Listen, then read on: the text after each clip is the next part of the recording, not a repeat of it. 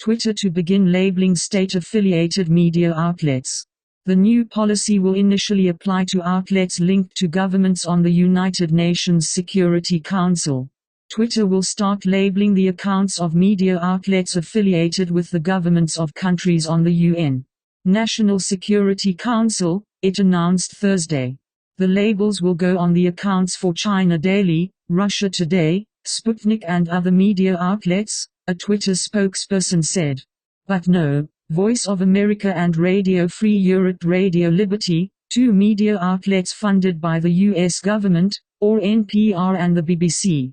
The blog post described NPR and the BBC as state-financed media organizations with editorial independence. The post implied the policy might expand to include more countries. For transparency and practicality, we are starting with a limited and clearly defined group of countries before expanding to a wider range of countries in the future, it said. Twitter will also label the accounts of some government leaders from the 5 countries that are permanent members of the Security Council, including ambassadors and foreign ministers.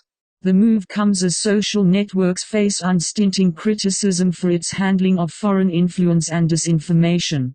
Russian disinformation campaigns ran rampant on Twitter and Facebook in the lead-up to the 2016 election, and Internet companies have spent the past 3 years trying to keep from being used again.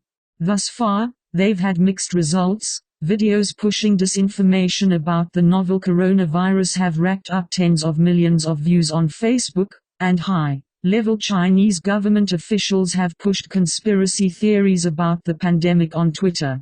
But there have been significant changes, as Politico has detailed.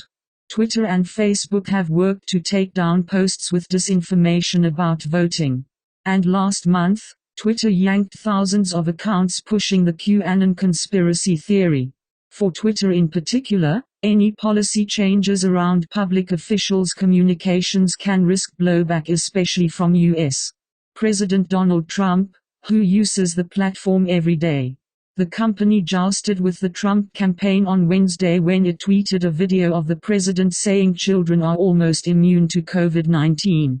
Twitter locked the campaign's account, citing rules against disinformation about the pandemic. U.S. congressional Republicans, meanwhile, have long argued that Twitter and other social networks selectively censor conservative views, allegations the companies vehemently dispute. Twitter to begin labeling state-affiliated media outlets.